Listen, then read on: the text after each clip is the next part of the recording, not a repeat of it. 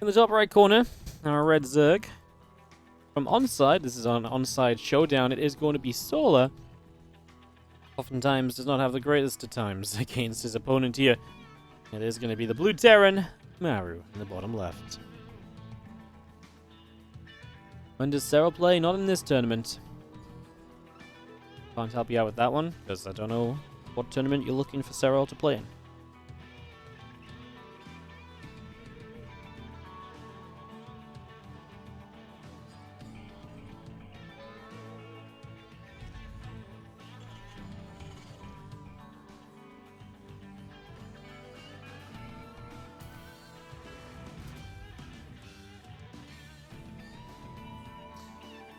Drone's coming up, hatchery on the way, as we get ourselves going on some TvZ. It's already forward barracks here from Maru. And get this TvZ set up. So 2 barracks on the way up. And Solo just going to go hatchery, a gas, maybe a spawning pool. We saw Maru versus Solo playing in... What was it they played in? Recently, that was the best of 5. I can't quite recall. The one map that did go the way of... Maru in that, the one way of Solo in that series was that Baneling bust. Knocked Maru down a game, and that was about it.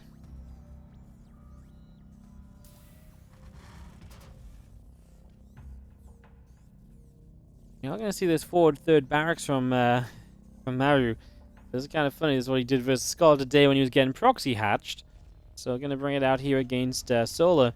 Obviously no proxy hatch this time. We'll get to see just how this 3-Rax Reaper gets going, just how exactly it's meant to look when you don't get disrupted by a big nasty roach rush that arrives way sooner than you're expecting it.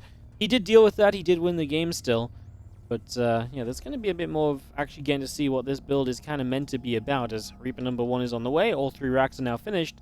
The main thing is that the 3rd Rax Reapers are going to arrive much sooner, so the reinforcements will arrive a bit quicker and try and help to just throw things into disarray a little bit more quickly. Solo currently doesn't know about the setup either, so he doesn't know about the 3rd barracks or anything, so hard for him to make a choice or decision based on that being around, because he just doesn't know it's around. As this Reaper continues to go in, a few Lings taking some damage, another Reaper showing up. Just going to get over here, and we do have the Queen popping out. He's going to go after a couple of those Reapers as well. Like I say, now the extra Reapers start showing up very quickly, and you can really get back to being aggressive. This Queen especially going to start to take some damage. It's something that's going to have to be very careful. So far, the micro perfect on the Reaper, pulling it back at a brilliant time at every moment, making sure it doesn't get finished off.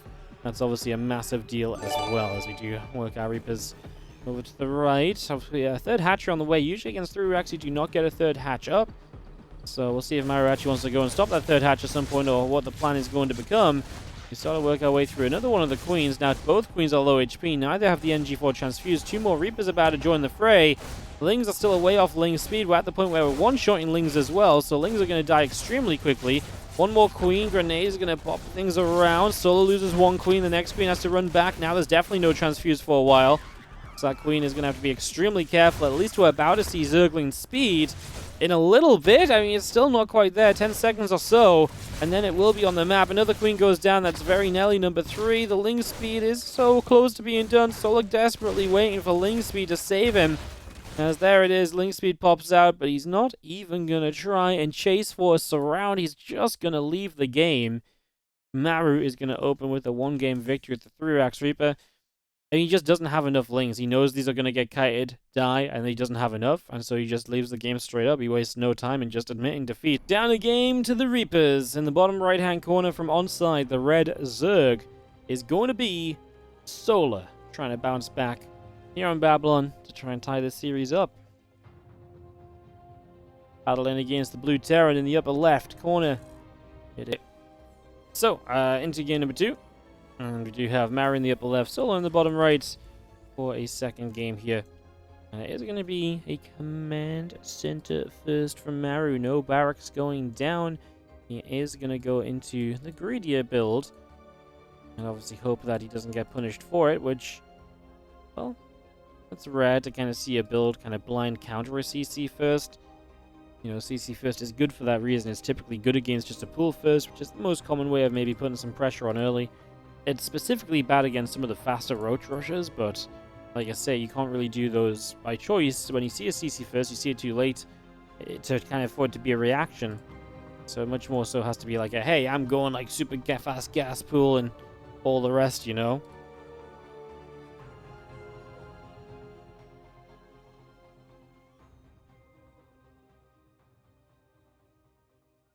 Let's have an hour overlord. Head into the upper left-hand side of the map, so just getting this going as we work on a bit of a scout. CC first, obviously no low ground barracks, no reapers or anything when you're going to go CC first. Just that command center for the first few minutes. The follow-up is interesting, of course, because obviously from a CC first you can go 1 racks into gases and then a factory. And then into Hellions and kind of play what used to be kind of seen as a very typical standard TvZ, where you just obviously like reactor Hellions out and everything. Nowadays, reactor Hellions almost seem like the rarity, even though they were such a, standard. More than a standard, they were the way to play TvZ. I guess that is the definition of a standard, but like, they were so much more than the standard. I can't even just like express how commonplace it was for Hellions to be built. And nowadays, we don't see them anywhere near as much.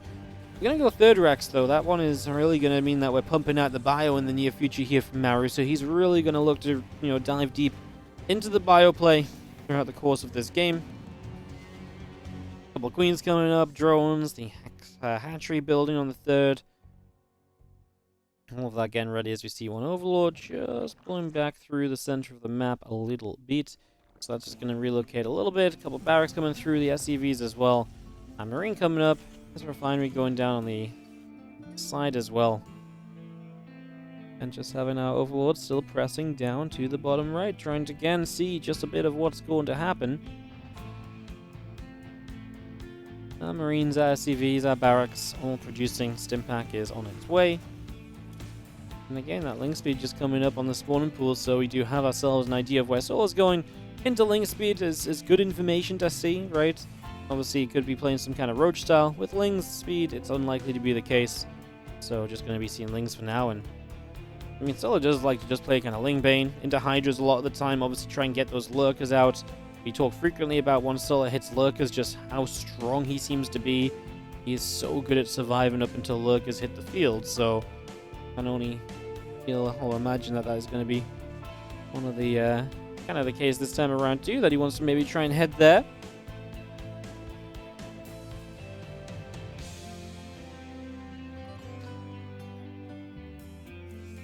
Stim and combat shield building on the barracks and just having the one marine. Now another couple of marines coming up there, just going to go forward and go push this overlord away. So overlord gets shoved out of here, Ovi taking some hits. Just getting pushed out over to the sides.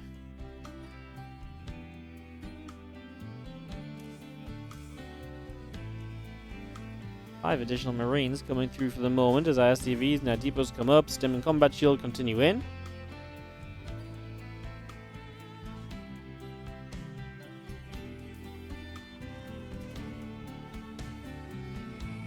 Factory will finish, and we'll just see the starport able to build behind that as well. This is a lot of marines already set to move out. Stim's done, combat shield about to finish. So the first push here from Maru will be seen by his Zergling. Solar, preparation-wise, has nothing. Just Lings and Queens, but to be fair, maybe this is engageable with Lings and Queens considering there's no healing available. Especially if this is on creep or so. Especially with 28 more Lings. Because he saw it coming a little bit ahead of time, I think Solar will have enough Lings to actually fight this off. I don't think this is going to be a problem. As our first Queen now does go down. Ling's going to come in from all sides. It took a little while to come in from the top. Actually messed up a little bit. They never got a proper surround. Honestly, a very good cleanup from Solar because he gets everything and it didn't cost him too much, but it could have been even better. Like, this could have been so much better. I mean, it's massive that he resets the marine count because now any sort of follow-up is going to be so much less powerful when the entire build has been built around 3 racks, cranking out marines, all of that kind of stuff. But like I say, I mean, if those Lings had just come in surrounded properly, Solar could have even traded better than he did. I guess no need to, yeah, I guess no need to kind of continue on that.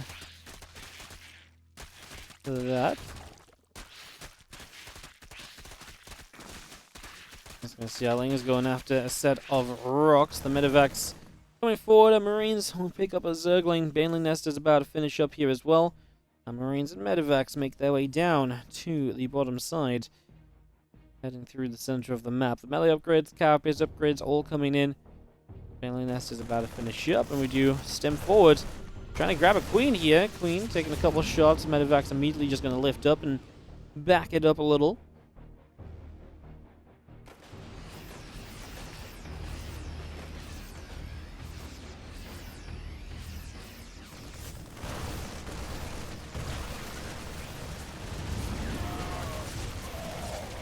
Just pull around, just going to be seeing the Medivacs just going to pull back as Solar does defend and clean up for the moment. So again, no issues just yet. And Solar is continuing to kind of keep Maru at bay after that first cleanup. Again, there's not a lot of Terran really out and available on the map, so Maru is just trying to do things with, you know, little drops and so on for the moment. It's really not too serious. And these 8 Marines here need to lift up as well. We very nearly lost a couple before they got the lift away. It's a low HP set of Marines that are going to unload now as we do have reinforcements coming. Maru, who's on, well, a 3rd CC, is only just now moving towards +1 armor, and I'm not sure what he wanted to do, but only one upgrade also to me suggests that he was kind of really thinking about a 2-base attack. You know, you get a single engineering upgrade, so you can just put as much money as possible into the army, but then obviously it's kind of been backfiring the entire time. Sol's already on the counterattack as well, so Lings are going to force the 3rd base to lift off. We have a Liberator in the main base that will cause some trouble as Maru tries to push into the center. Supply blocked as he goes. That's going to be holding up a little bit of his reinforcement production. Just makes the next stage of this attack weaker, as it seems as though Solar so far is still relatively untouched. This Liberator succeeds in a couple of drones. It might deny a little bit on this natural. The Queens are in position. I don't think this Liberator should find too much else. These Queens just need to turn around. Solar is busy, though. He is dealing with this push. He's also counter-attacking again straight into this mineral line for a few SCVs.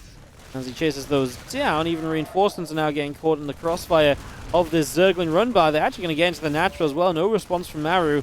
Liberator has been dealt with, so the main base is back under Solar's control without being harassed. Marines making a play for this base. We do have transfusions available. We might need to drop at least a couple to keep them alive, as now Solar chooses his time to pick the fight.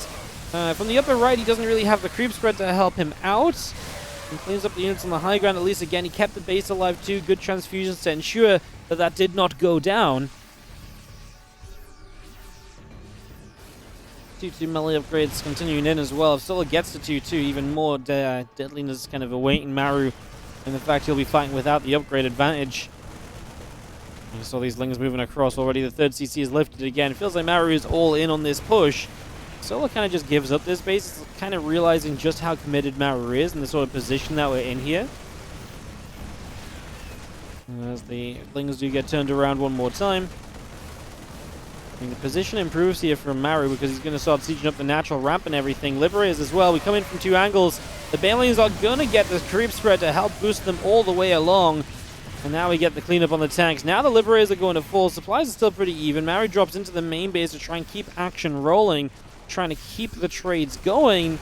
Target fires down at Baneling there. Will be forced to lift off. Reinforcements beginning to arrive. Are they enough to keep the Zerg player under control? Maru keeps on pushing forward.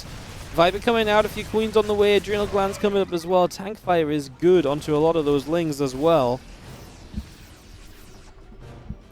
Maru behind this finally gets the 3rd base online, by the way, so we've been waiting a little while to kind of get up to that. Now we actually get it into position as the Banelings crash in. They get rid of a few Marines. More Banelings going down. Our Queens will come forward once more. We're just going to be seeing the Lings from the other side. Now we're flanking. There's no splash damage here from the Terran. Maru's not splitting because he's typing GG's. Down a set of upgrades. Adrenal Glands on the way from Solar. He just, controlled this game from the first cleanup. Cleaning up that initial set of units really went. In the top left-hand side, we are going to have ourselves the red Zerg player. This is going to be Solar, who ties the series up 1-1. Catches the early Marines of his opponent and is able to just capitalize from that point on. Never really lets the game get close again. In the bottom right, Maru, teammates of Solar from onside. And of course, has typically got Solar's number. We talk about Solar just never being able to break through against Maru.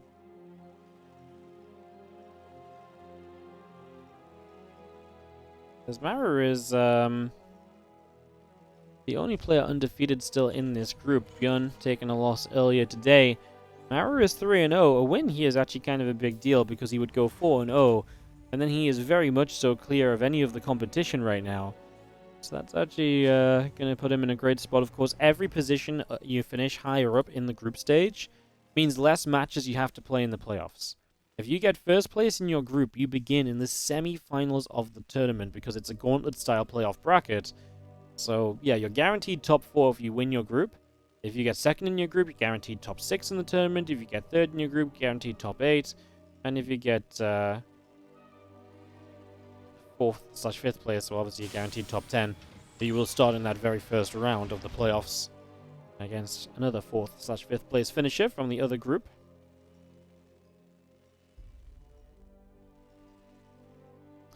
There's a low ground barracks, but the second barracks is actually across the map here, so this is going to have a similar vibe to the first game. Obviously, it's 2 racks instead of 3 racks, but the idea is the same. That this Reaper off of this barracks is going to show up a little bit more quickly than usual. And that typically can lend you to, towards kind of finding yourself a couple of drone kills where you might not usually get a couple of drone kills. So we'll see if this proxy can work out. We'll see if we can find the value necessary with this proxy as we get this underway. I want to say Maru did this against Cyril in Masters Coliseum. I feel like I saw that at some point. I don't think I casted it, but I think I witnessed it happening. I think Roddy even called out someone in chat. He said, "Why would you bother proxying the second racks?" And it literally killed like 2 drones. And Roddy was like, "That's why!" Smack down. Always ready to call out the chatters. As I'm watching this drone, 2-3 drones actually do go down. The Reapers get into action straight away. Apologies. Wardy observing strikes again. So 3 drones do go down. And we do have success already in the main base. So a nice little start. Of course, the price for this is that, barracks is proxied. It's on the wrong side of the map, so that is a little bit of a negative. As the Reapers continue to get pushed away. That's just going to be the Reapers joined up again, ready now to hop into this main base. As we hop up, we hop back down. We're just going to be seeing our Zergling speed coming up. This will start a fight against this Queen. So Queen taking a few shots of damage.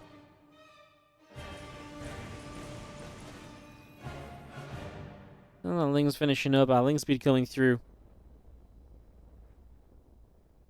Couple Marines still coming out for the moment. We're just going to hop all the way back up as the CC gets going as well. In offline tournaments, how do they send you your prize money? That's a great question.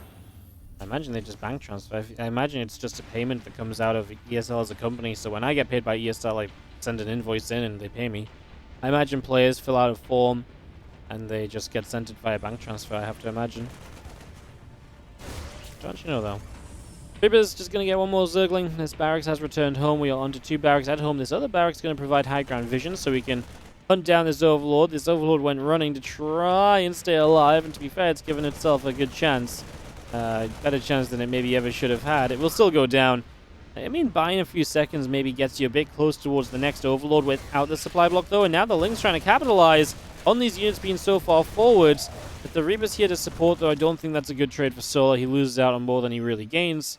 480 to 150 resources lost in the early stages is going to be favoring Maru in a big way. So Maru gets a fantastic start, kind of exactly what he needs to just kick off into a really good position. As now those 3 Reapers just keep on joined together, they'll begin to move forward. There's a single Zergling that's going to go running around the south side of the map. Wants to maybe make its way towards the natural. Try and see if there's anything that we can do over there.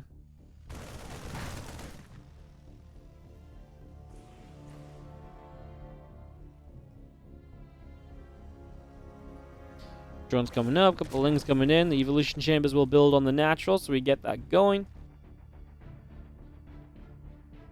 Things come back around. Overlord still overhead.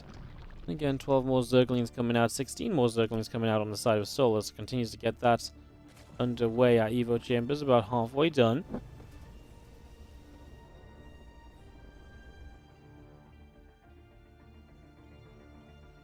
Marines and Reapers get back to the center one more time. I mean, Maru is definitely ready to push. He's got Stim finishing.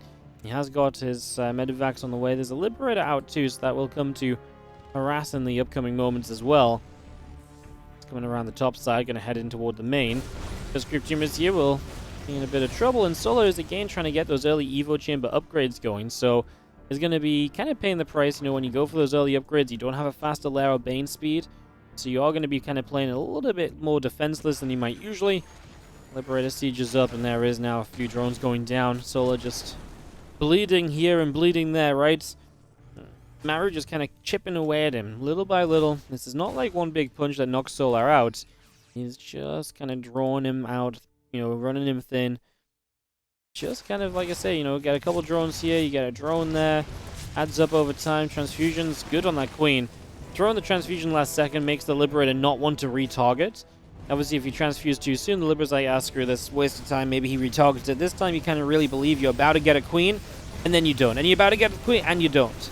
So you kind of, you know, you kind of baited into throwing more shots onto it in case you are going to micro that. It's obviously not a guarantee that you would. Cancels the 4th base. Solo's having a terrible time. Creep spread is delayed. Hatchery is down. The start of this game has just gone heavily into Maru's favor. A few drone kills off the Reapers and everything else continuing to get going. As you just see our Marines coming forward. Creep spread taking a couple of shots of damage. We do have our units coming through. This army of Maru really is going to go push around the left side. I mean, we are now sat a little bit ahead on supplies Maru. I think Solo's going to have a rough time with this as we dive forward.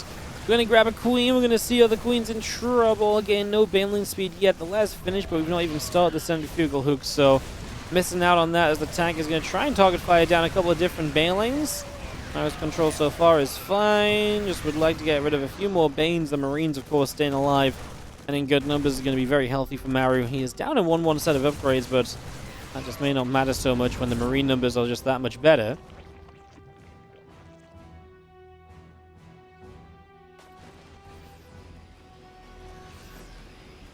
The Marines on Medivacs continue back around. A couple of siege tanks move up through the center. We head towards the upper left-hand side as the Ling Bane Queen gets ready. Marine's going to stem up. A couple of crew teamers already going down. There's a few Lings trying to get on top of that siege tank. Pull back. Tank in the back is going to get a good shot on a group of Banelings, knocking down that splash damage. Again, Baneling speed only just halfway done. Solo will have a slight edge on 2-2 upgrades. If he survives long enough to see those complete, then maybe he can take something of a fight to help. I really imagine by the time that comes into play, there's going to be much bigger issues in play, though, for Solo, to the point where he probably can't take a fight anyways, as again, Bane's still not having Bane speed. That is the cost of playing those Evo chambers before the lair. That's why it says kind of gritty. We've seen a couple people kind of going about that recently, though. As we see our Marine stemming up, our hatchery taking damage, and, well, still waiting on Baneling speed. God, that upgrade feels like it takes forever to finish when you need it.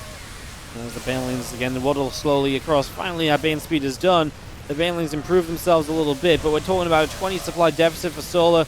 A Zerg should never really be behind on supply. There's a very rare scenario where Zerg is behind on supply, and you can justify their position. The Marines come up, they nibble out that Queen for just a moment or two. The rest of the Lings and the Banes coming about. Gonna see the Lings start to run forward here. The Marines take a step away. More Ling Bane gonna come running after. Tank shots. Just every time a tank dies in this corner, I swear a new one just respawns 5 seconds later. Obviously, it's Maru bringing a new one across the map and putting it in place, but it just feels like it just reappears, you know?